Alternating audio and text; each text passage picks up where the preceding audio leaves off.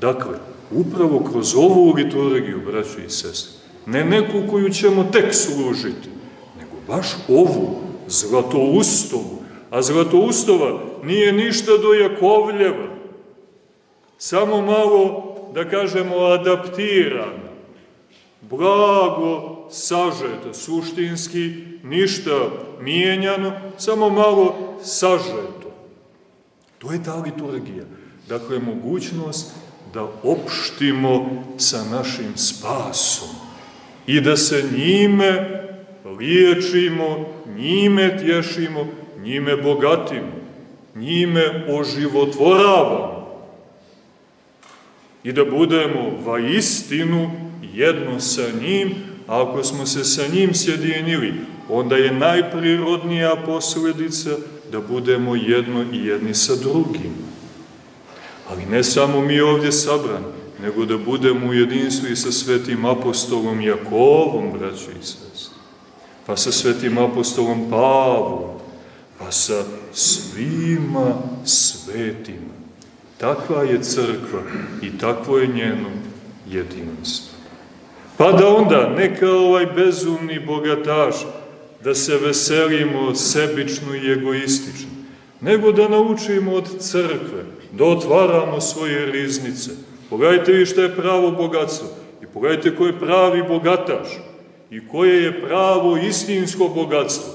Istinsko bogatstvo je vječno bogatstvo, a vječni bogataš, on se, braćo i sestre, ne zaključava.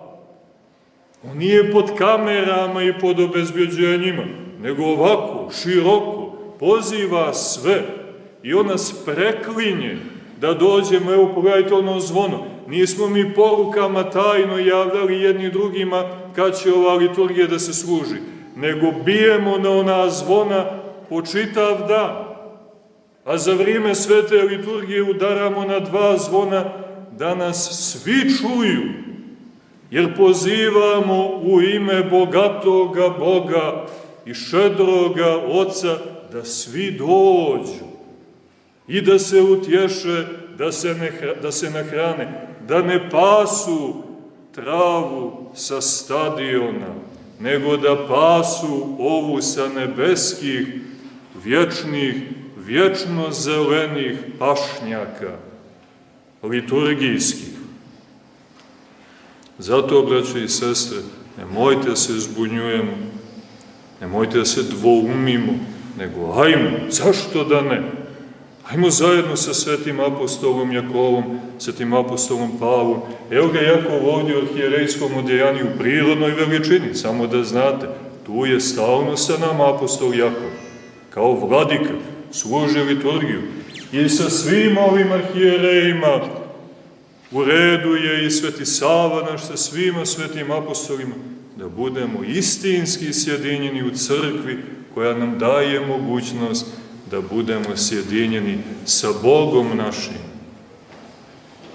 Gospodom Isusom Hristom, u Duhu Svetom sjedinjeni i sa Otcem njegovim i daj Bože, Otcem našim. Amin. Amin.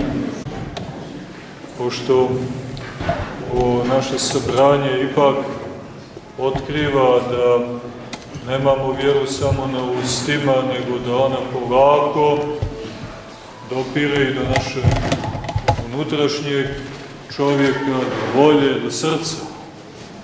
Vidite, vrlo je interesantno i pohvalno to što živimo u gradu koji ima određene cikluse ili životne amplitude, pa znate i sami u toku takozvane turističke sezone ima mnogo više stanovnika nego što ih inače ima.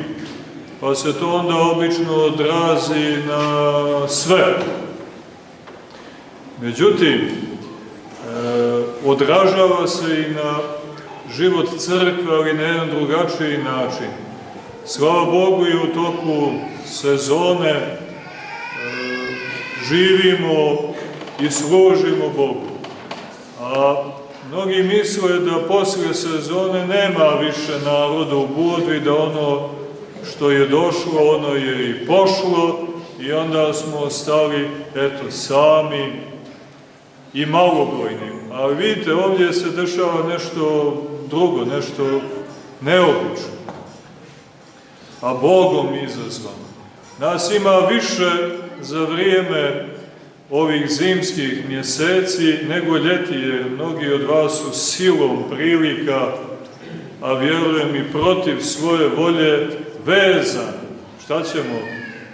Hrišćani nisu uvijek na slobodi, češće su u tamnicama, u verigama, u okovima, a ovo faraonsko carstvo Novoga Egipta, ono itekako pritiska i jaram stavlja na pleća hrišćanstva. A dobar dio vas u toku sezone manje može nego kad ona prođe. Evo, slava Bogu, prošla je, preživjeli smo jer ona sa sobom nosi i nemali rizik, to su te lavine svega i svačega, a onda neko i ne preživi ispod njih, ali evo sila Božja daje, pa ne samo što preživjesmo, nego nekako još jači, snažniji, prisutniji jesu. Tako da, eto, koristim priliku ovdje sa ovog visokog liturgijskog mjesta da pohvalimo to u ime crkve i da vas obodrimo i da i dalje nastavite uprkos toj jednoj surovoj realnosti, ali ipak jači je onaj koji je sa nama i u nama od svih tih nameta duha ovoga svijeta.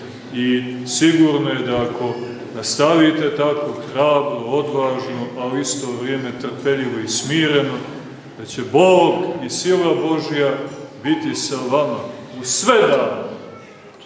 Ne samo u praznične, u sve dane, sve tamo do svršetka vijeka, a onda i u onaj neprolazni, nezalezni, vječni, carski, takozvani 8.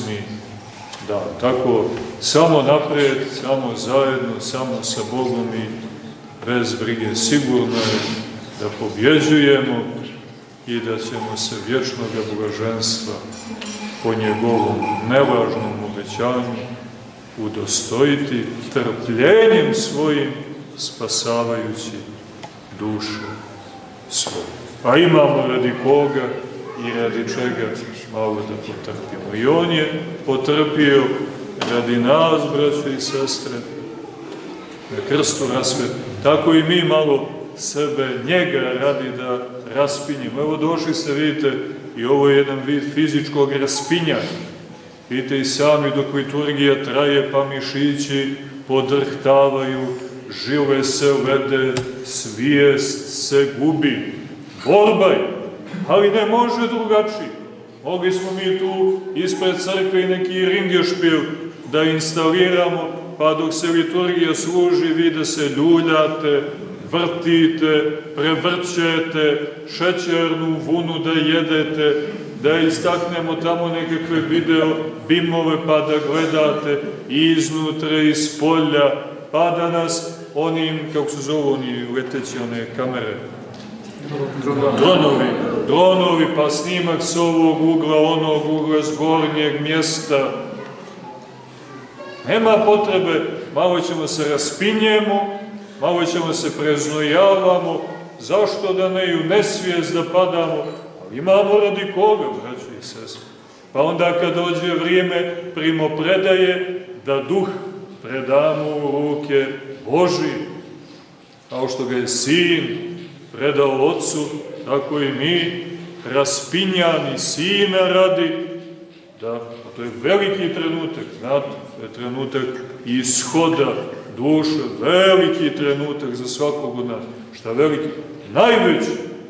Pa da onda smjelo kažemo, a na temelju liturgijskog podviga i raspinjanja, evo, kaže Oče, predajem duh svoj u ruke tvoje. Daće Bog samo da istrajemo, da istrpimo do kraja, da tako bude i sa našim duhovima. Amin. Amin.